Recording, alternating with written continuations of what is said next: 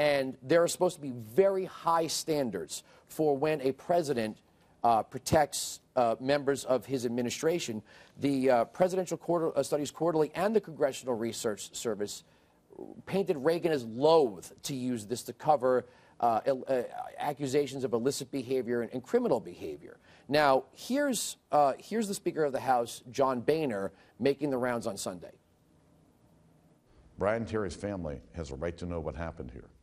And the fact is that the only facts that we've received about this entire Fast and Furious operation came from whistleblowers and others associated with it. We got no information that helped in our investigation from the Justice Department at any point in this investigation. The American people deserve the truth. Now, in 2010, many of the redacted communications involved Dennis Burke. He, in one of the emails, did acknowledge that he knew that a weapon was found at the crime scene, the murder of Brian Terry, and that it was part of Fast and Furious. On August 18th, what? If I could just clarify, and Dennis Burke's position at that time was what? He was a member of the Attorney General's Advisory Committee. Okay.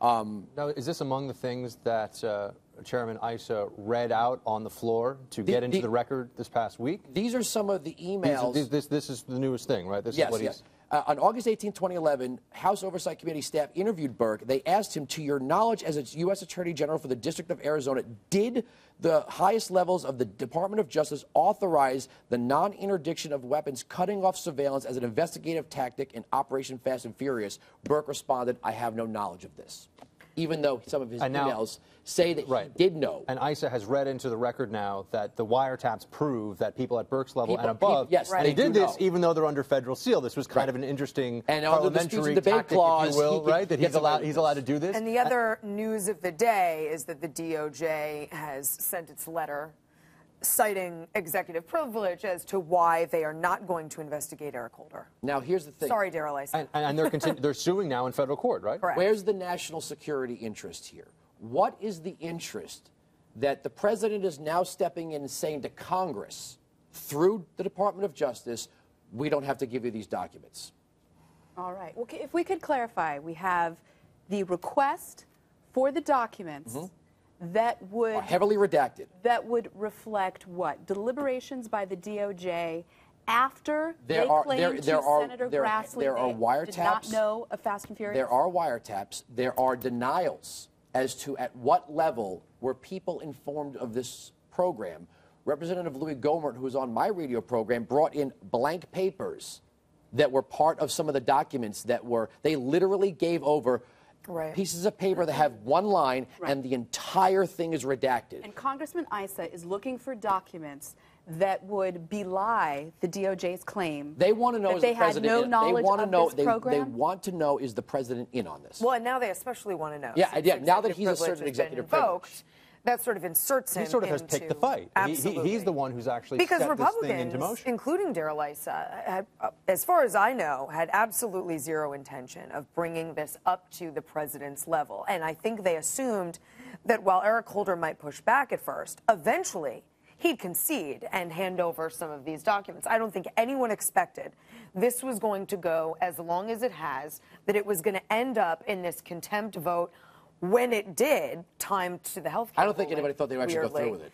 No, it really is a bizarre sort of unfolding. And the digging in the heels, which has become a sort of a hallmark of this administration and this DOJ, I think left even Darrell Issa surprised at how aggressively they were pushing back. And now, Amy, you had mentioned last week, where does this go? And I have to say, everything we've said here at the table is likely to happen so far, giving us a little credit, has happened. Yeah. We said there would be the contempt vote. We said that. You said last time impeachment. But that down the road, not yet. Okay, not yet. I want to remind viewers. Well, here's how I think this plays out, right, Emily? Here's how this plays out. It could go to the federal courts now to get litigated.